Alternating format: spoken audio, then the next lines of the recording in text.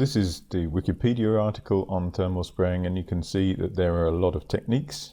For example, oops, in this thing behind my head, let me check if I got that on one of these. Here it is. So this is that behind my head zoomed in a little bit. You can see there are a whole bunch of possibilities. We've got a cold spray, we got warm spray and hot spray, plasma, detonation, whatever that one is, high velocity, and wire and flame. So we've got a variety of techniques with a variety of properties. Let's have a look at what the properties are. Sorry, that's off the bottom of the screen. There we go. So we've got the velocity of something. It's actually the particles in the spray, because we're spraying with something that's going to be inorganic or metallic. So we've got particles. We're unlikely to be able to turn it into a vapor properly because we're outside in the atmosphere typically, although there is this one I think is actually vacuum, high vacuum spray. So we can do it in a vacuum, but very often it's not done in a vacuum for practical reasons, because it's an industrial process and it's a lot cheaper to do things not in a vacuum. And here we've got the temperature, and you can see it goes up to fairly exciting temperatures. So 2000 is the temperature of a hot flame. And if we go here, we've got plasma starts at somewhat below the temperature of a flame, whereas it's a hot flame. Cold flames are down here, but hot flames that get around 2000, that will be hydrogen or acetylene, oxyacetylene flame. If we get up to here, we have a much higher temperature, and our velocity is, well, here we got, thinking about the speed of sound, is 330 meters per second in atmospheric pressure air, and that would be here. So only this one here is below the speed of sound. So these things, the particles, are moving pretty fast when they whack into the surface. They're not necessarily moving faster than the speed of sound in the medium they're in, but they are moving faster than the speed of sound compared to atmospheric normal speed of sound. So let's go back to here. We can see there's a variety, and this is a picture of it. So this would be a plasma spray. You can see it's hot, obviously, so it's glowing, and they're shooting it at the surface. So now we can see that I got quite a lot wrong. The HVOF and the HVAF are high velocity oxygen fuel and high velocity air fuel. They function in much the same way, so the picture we can use up here above my head is the same for both, and I don't have to draw it if I steal this one from Wikipedia. So credit to Wikipedia for that. You can find the link to it in Wikipedia. So the principle is comparatively simple, and it tells us a little bit about what we're looking at here. So what we're doing is we're putting fuel into a chamber and oxygen or air. We're lighting it on fire, and it burns, expanding, getting very hot and expanding through this throat and having a very high speed. And then we can add our coating material, whatever it is, metal powder, ceramic powder. We can add it into this tube, and then it's accelerated like out of a rocket. This is effectively a rocket motor, and it can get past the speed of sound. So they're saying this one is about 800 meters per second. We can vary it somewhat. Then the particles come along, whack into the substrate. They're both hot and they're moving very fast, so we get some kind of coating. Okay, so that tells us what our goal is and what our starting materials are for all of these techniques, and that will help us to explain and to understand what's going on. So now we can see that we've got some kinds of techniques where we've got something, which I've called a gun, that accelerates our material, that's these particles, to a very high speed, and then they fly through the intervening gap. So that's phase 2, and then they whack into the surface. I've put X on the surface, so that's whatever we might have on there, so a bit of water, maybe some dirt, maybe some oxide. We don't know what's on there. It depends on the substrate. Up here, ooh, it's difficult to aim in the right direction because what I see is not what you see. So What I would like to think about first is how they're going to interact with the surface, because that determines what we need to happen beforehand. So let me draw what happens when these balls of particles whack into the surface. So what I've now drawn is some splats and pancakes where the particles crash into the surface and crush because they're going very fast. In the case of a cold coating, it's just the kinetic energy that's converted into heat when they whack into the surface, so it deforms them plastically onto the surface. They could still be a ceramic material, but the energy involved is so high that they effectively melt under the heat of deformation. Or they could be hot beforehand, or a combination of the two, so that goes to the gun and the travel. We need to get possibly through the oxide layer or not, and we have this process of the particles themselves, the next layer of particles welding onto the bottom layer.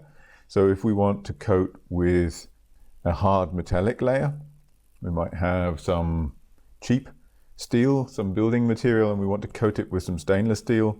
So we have some stainless steel particles and we accelerate them and crush them into the surface, making it corrosion resistant until the coating is damaged. Or you can watch videos of people doing this. You can also coat a steel particle that's worn, a steel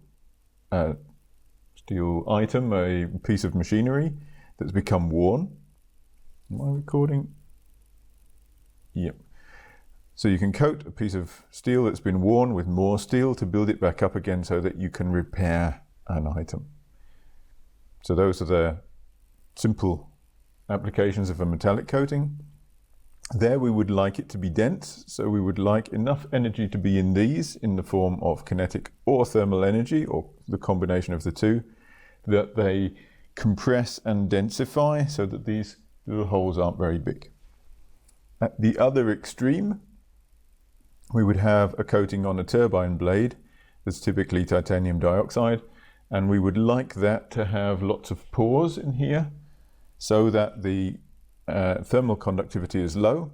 So if we look at the turbine blades in an aero engine, they're cooled by water cooling. So there's water or air that flows through the blade. That will be back here. And that keeps it cool. But obviously outside here, there's a huge temperature. So this coating needs to insulate so that the water cooling can keep the temperature down, or so that we don't cool the flame, because both are bad. So we don't want to take too much heat out of the engine, that's just wasted. And so ideally we would have the most insulating layer possible, but it's also traveling very fast. And it's got things coming in, the odd bird and dust and things, so it needs to be quite abrasion resistant too. And ideally we would have some pores down below, and we would have a relatively closed outside layer so that it's resistant to things hitting it. That will then generate a temperature drop, and as long as we take the heat away fast enough from the inside, we can keep our typically titanium or nickel alloy blade cool enough that it doesn't melt, or in fact it has to just get to the temperature where creep occurs, because it's going around very fast. There's a high force on it. If it creeps, it stretches and hits the outside of the engine, and then everything goes wrong. So we need to cool it down, or if we're going to have a very high combustion temperature, we need to cool it down, and then we have ideally these splats not fused with each other. And the third possibility, obviously the other problem, is this X, the oxide coating. Depending on what it is and depending on what the surface is, we may want to embed these particles in further to weld them with the metal of the surface, if it's a metal and a metal. If it's not a metal, if we've got a polymer, we may not want to hit it too hard because it will go straight into the polymer and melt it, set it on fire and things, which is obviously not very helpful. In some cases, these are sintered afterwards to try to improve this connection, and then it generates a very hard surface coating, or a very well adhered surface coating, put it that way. So that's stage 3. Stage 2, we have the problem, we've got very small particles, typically micrometer of the order of micrometers flying through the air. They are protected because the gun has shot out gas with them, so we can choose a protection gas that may protect them to a certain extent. But if we assume that they are metal particles, they will tend to oxidize and nitride in the gas phase or in this flight time. So their surface will be affected, and that's obviously very bad because when they whack into the surface here, sorry, surface twice, but when the surface of these whacks into the surface of these, then we will have two converted coatings, two converted surfaces, and they may not stick as well. If they're titanium dioxide, like I mentioned, they're not going to oxidize very much because they're already oxidized up. So as long as we keep our conditions so that not much new stuff deposits on them, and at the high temperature it's not going to be very likely, then we can have a relatively pure coating. We might lose some oxygen or titanium out of the coating, so it may not be 100% stoichiometric anymore, even if it was when we put it in. But for ceramics, for high temperature ceramics, we are less likely to cause differences. If we've got metals in here, then it's much more likely. If we put nickel in here, it might oxidize, it will oxidize, it might evaporate to a certain amount, and that is all going to cause loss, and it will generate oxygen inclusions, oxide inclusions, nitride inclusions, all kinds of things inside our coating, which may be a problem. So we've got a problem in the air. That's what can happen in flight. And then we've got the gun. We have to generate the high-speed particles. We had one way, which was that flame rocket type gun, but because we called it a gun, the first one in the Wikipedia article is called detonation, and obviously it really is a gun. We've got a detonation, we've got a mixture, it's typically acetylene and oxygen. It detonates, generating a high pressure gas that shoots out the end, that drags in some particles, and they fly and whack into the surface. So we have a whole variety of methods for getting to this stage, but this is the goal. And the choice of method depends on what is the heat, what kind of heat can our substrate take. So if we have a metallic substrate, it can absorb a lot of heat, so we can heat up our particles so that they're easier to melt with the kinetic energy. If it's a polymer, then we might have to hit it with kinetic energy, with more kinetic energy and less heat.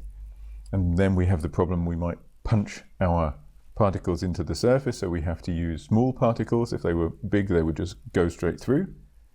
If we shoot it with a gun, with a real bullet, with a 9mm bullet of lead, it will do much the same, but obviously this is going to cause a lot of damage to our surface.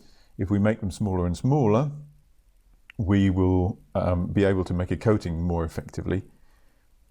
But we have a problem, obviously. Very small particles aren't going to hold the momentum, so there must be a gas stream going this way as well to keep them going.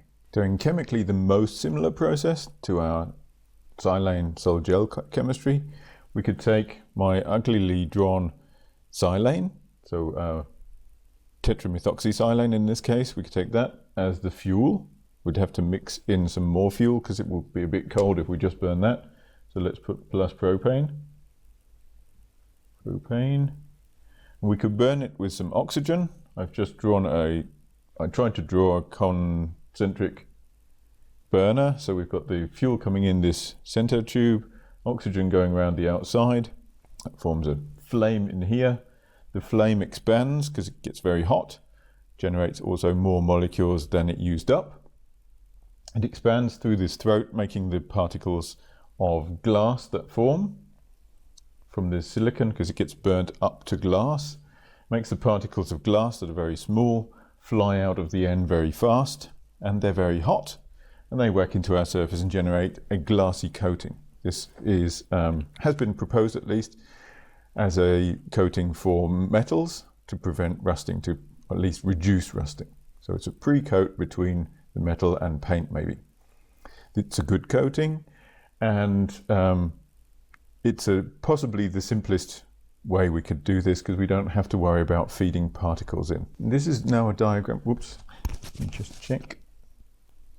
This is now a diagram of a plasma coating process, which is effectively just the same thing. All we're doing is using a plasma to generate the high pressure and temperature that we need to push the particles out at high speed.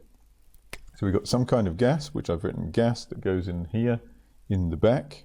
You can't see my arrow, so let's cross that there. So gas comes in at the back.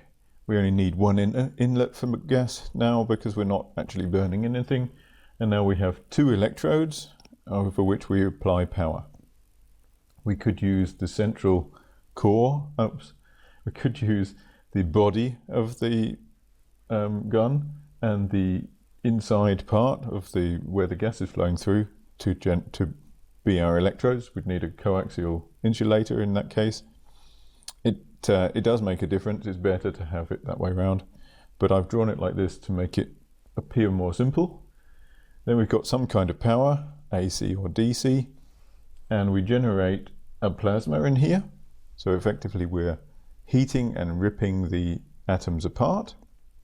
In this case it's higher than atmospheric plasma, so we've got a spark in between here that generates a lot of heat and extra species.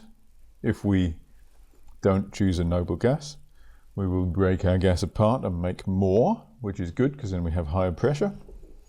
The high pressure will then flow through this choke, making it go faster. So we lose pressure, but we gain speed, dragging in these particles.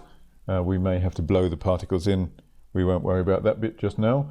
And then we have to, well, then they will travel towards our surface. So the question now is, what is a good gas for this? If we use argon, for example, we have, so if we use argon, we have a good thing. Argon has a very low breakdown voltage, has a low breakdown voltage for a reason that you know. The reason that you know is that it's very polarizable, so the electrons are very far away. Whoops, I've drawn it very bad, but it's a fat atom.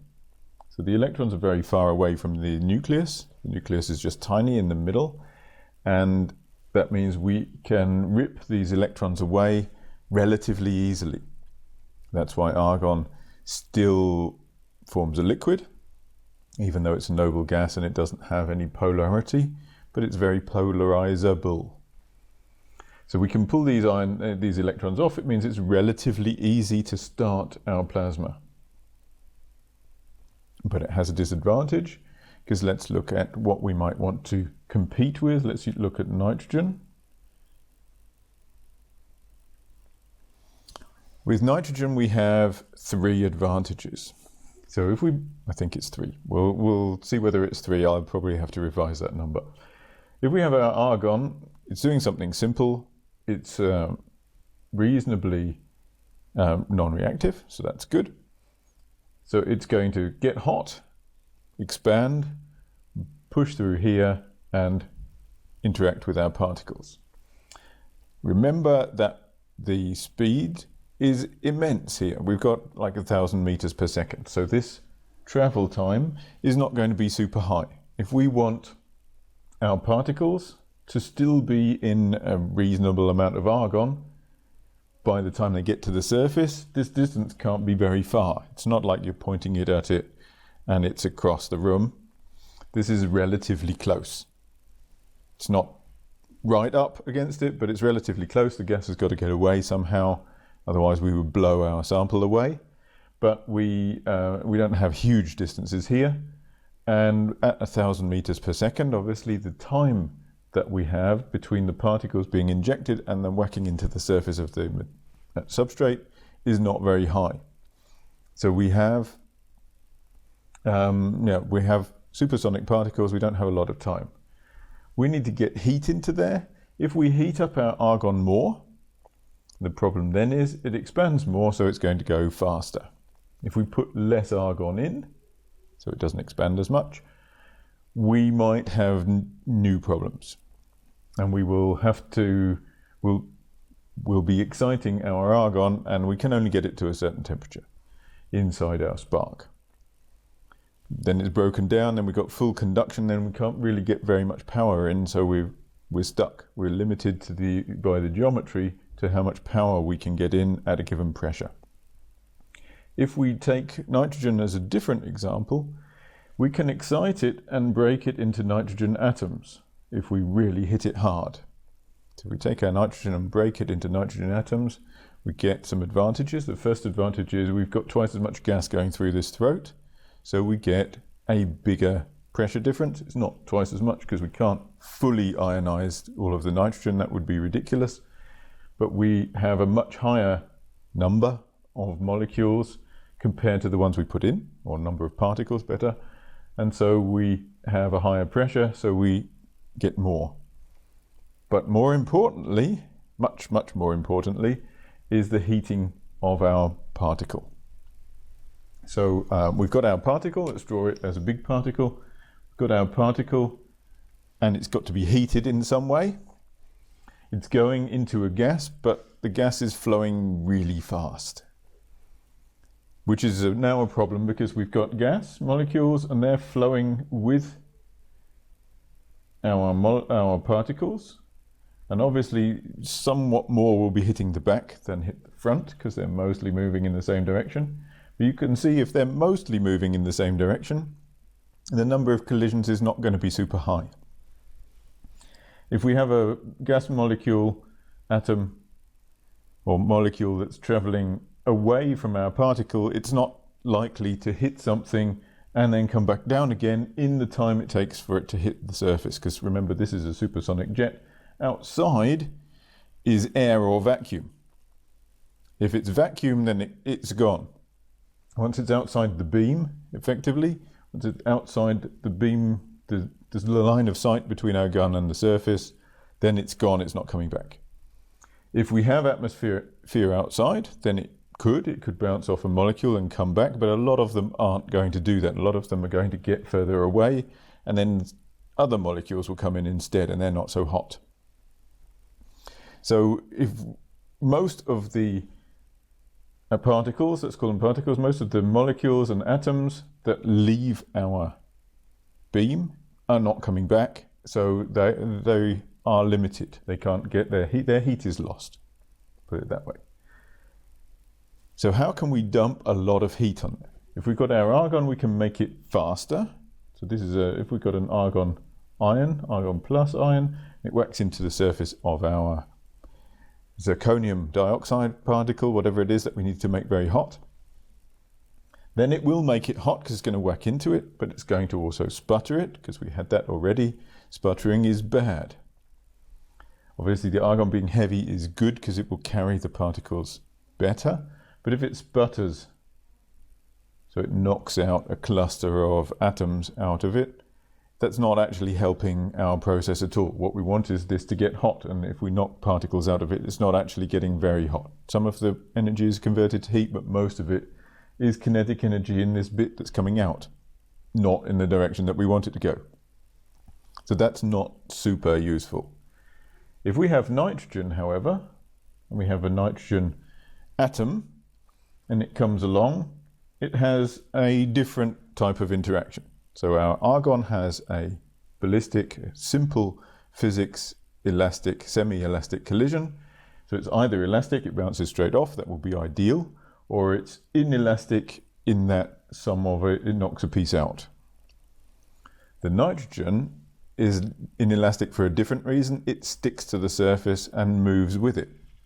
So it goes along and forming a bond. Remember, it's a triple bond that it can form. And it's really unhappy. It's a nitrogen radical. So it can form, let's form a double bond. It can form a temporary double bond to the surface, maybe a triple bond, maybe a single bond. It forms some kind of interaction, making it then transfer a lot of its energy to the particle, which if it's coming straight from the back in the dead center, doesn't make a lot of difference. It's actually less energy transfer, as you'll know from physics. But if it comes in at a tangent to the side here and sticks on, then we get a lot more energy transfer from our nitrogen atom than we would have from an argon atom, just the momentum. And now we have the three bonds. The nitrogen takes an immense amount of energy to break these 3 bonds between the 2 nitrogen atoms. And when they reform, so another nitrogen comes along and reacts with this one to reform N2 nitrogen, that triple bond energy is released in the form of heat. It's got to go somewhere. If we can get it to mostly go into our particle, which we can if we've got this nitrogen attached and another one on the surface interacts with it. So let's have one on there. Yeah, I've drawn it too small. Let's come back in a moment. So here we have our surface. It's got some, it's got some nitrogen attached to it, and they just happen to be close enough. They can wander around the surface because they're hot. They're close enough to now react, and they can react to form a double bond because I've just left 2 bonds left over.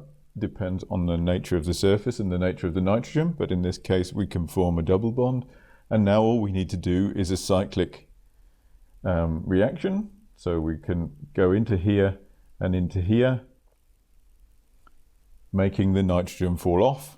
So all of this energy from the triple bond of the nitrogen goes into both the nitrogen and the surface. Let's be fair about it here.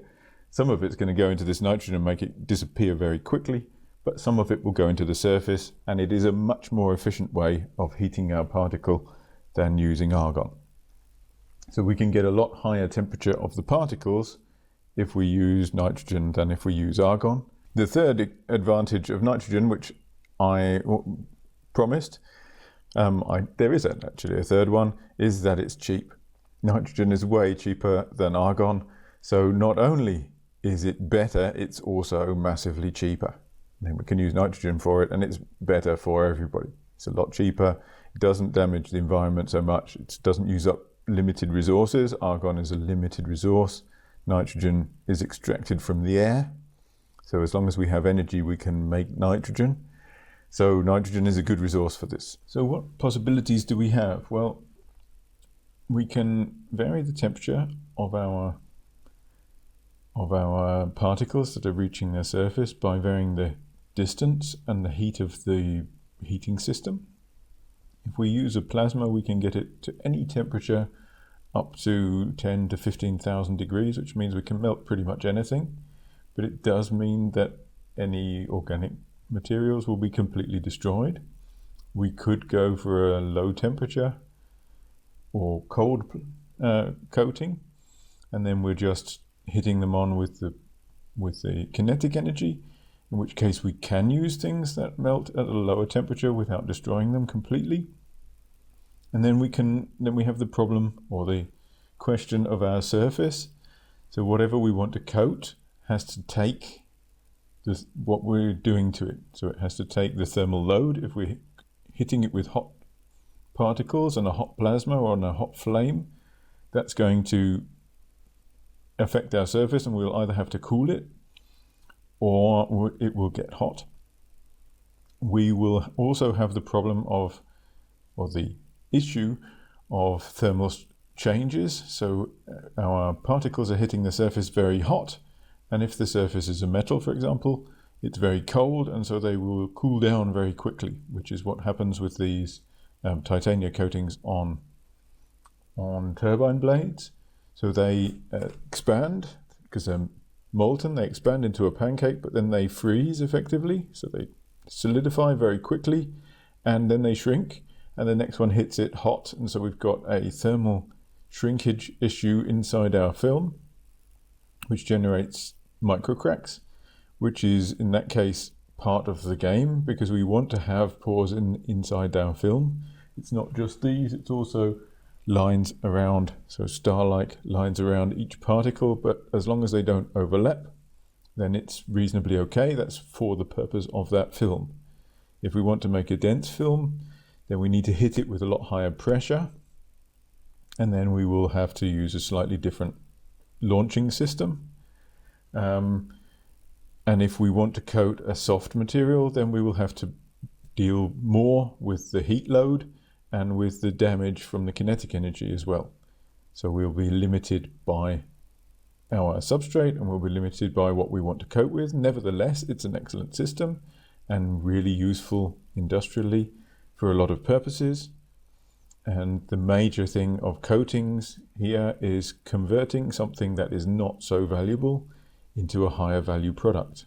Painting wood to make it more resistant makes it a better value product. Painting aluminium to make it more resistant to acids, for example, makes it a more useful product in some circumstances. So coating the inside of your drinking vessel with epoxy, for example, makes it food proof and makes it dishwasher proof, whereas normal aluminium is not. If we use one of these coatings for the inside of the bore of an engine, we can use an aluminium engine block, which is easier to machine, it's cheaper, and it's better for a whole lot of reasons. But we can also then coat the inside of it with a harder material, so an alloy of steel probably that's harder, and that will make it better. The whole engine will then be better in both ways, and we don't have to make the engine out of a hard steel, which makes it heavy. So we can have a lighter engine that performs from a materials point of view better in all regards. Coatings are very effective for that, and these are comparatively thick coatings. We can put on a lot more material like this than we can by evaporation, and definitely much more than we can by sputtering. Probably the same as we could by solid gel, but the type of materials that we're putting on and the type of damage that we have to our base and the how we form it is different, and so its properties or its usages are different.